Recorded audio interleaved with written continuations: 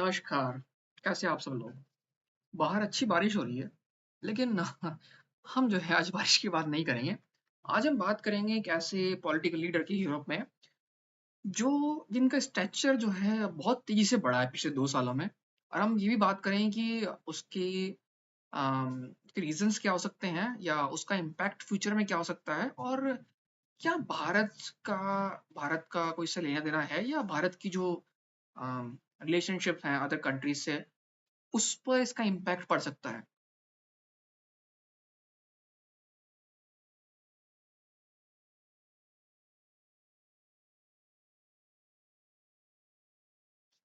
तो चलिए देर नहीं करते हैं और बात करते हैं हंगरी के प्राइम मिनिस्टर विक्टर ओरबान की।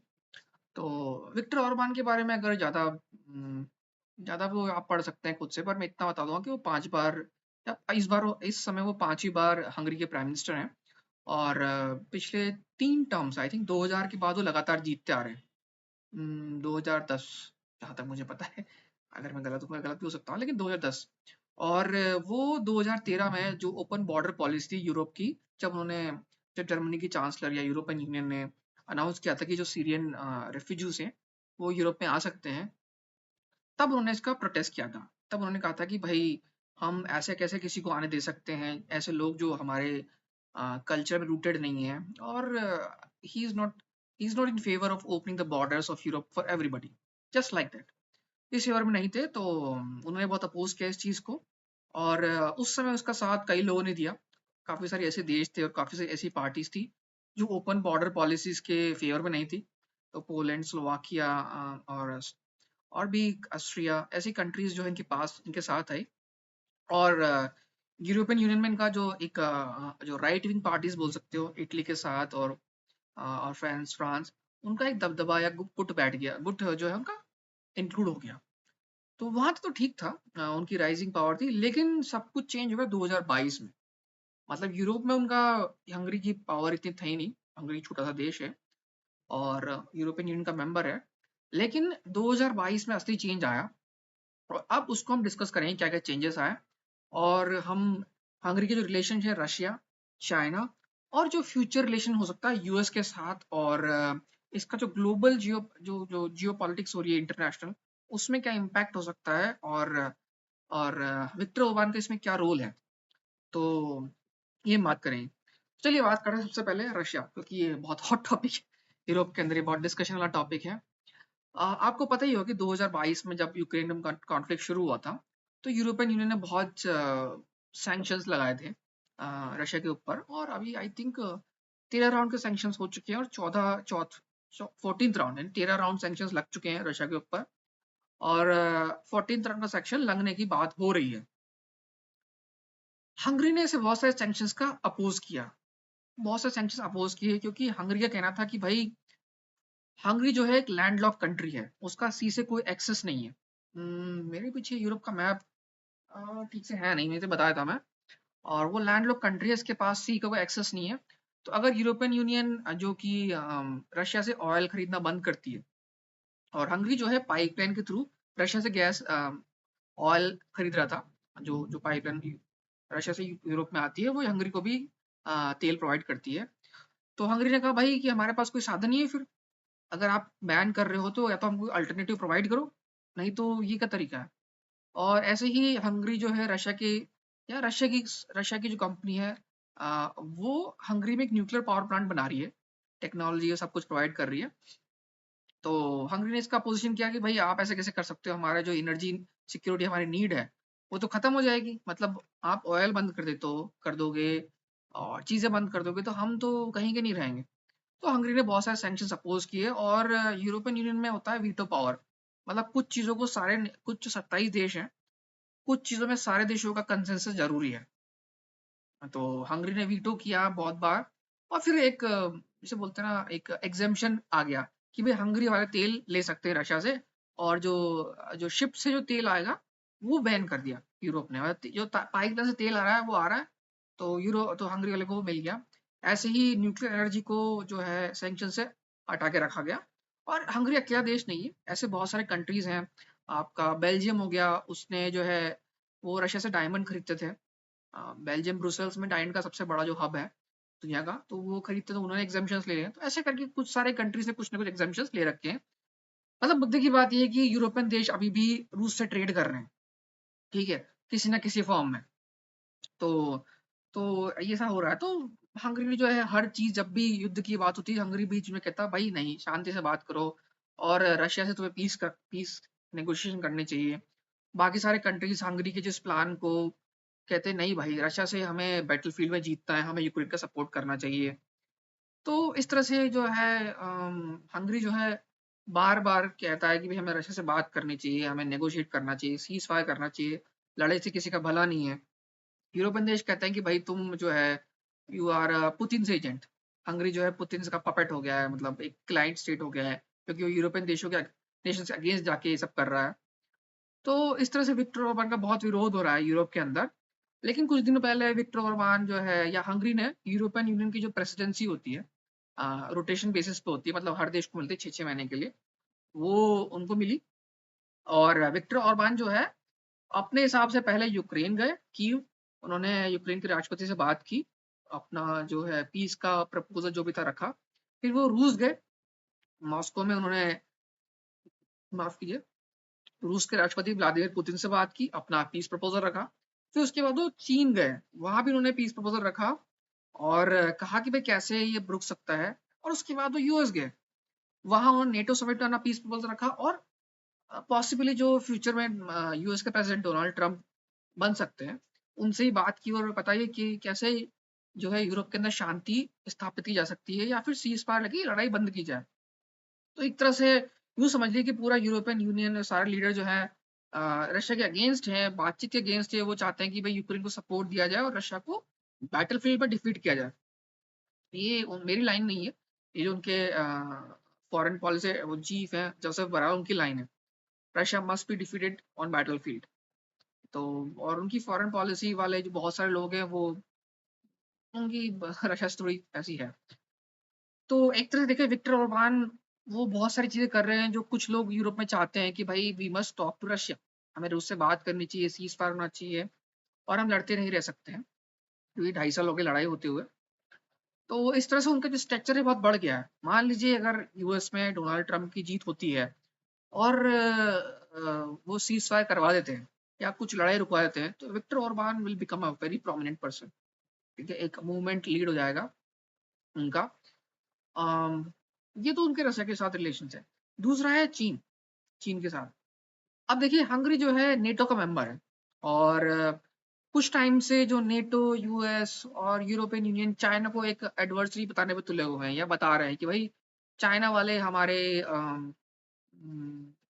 एडवर्सरी हैं, यानी कि वो रशिया को सपोर्ट कर रहे हैं, और जो है वो हमारी इकोनॉमी को खा रहे हैं, मतलब सस्ते सस्ते प्रोडक्ट बेच के। तो एक तरह से चाइना के खिलाफ एक लॉबिंग टाइप होनी शुरू हो गई है। भले से उसका कुछ इम्पैक्ट नहीं हुआ है, ग्राउंड लेवल पे यूरोप इतना पावरफुल नहीं है कि कुछ कर सके चाइना के खिलाफ, बहुत डिपेंडेंट है। लेकिन विक्टर ओरबान थोड़े से अलग हैं। वो चीन गए, और चीन से उन्होंने कहा कि भाई आप हंगरी में इन्वेस्ट करो पैसे। तो चाइना वाले जो है कुछ प्लांट्स लगा रहे हैं, कुछ पैसा इन्वेस्ट कर रहे हैं।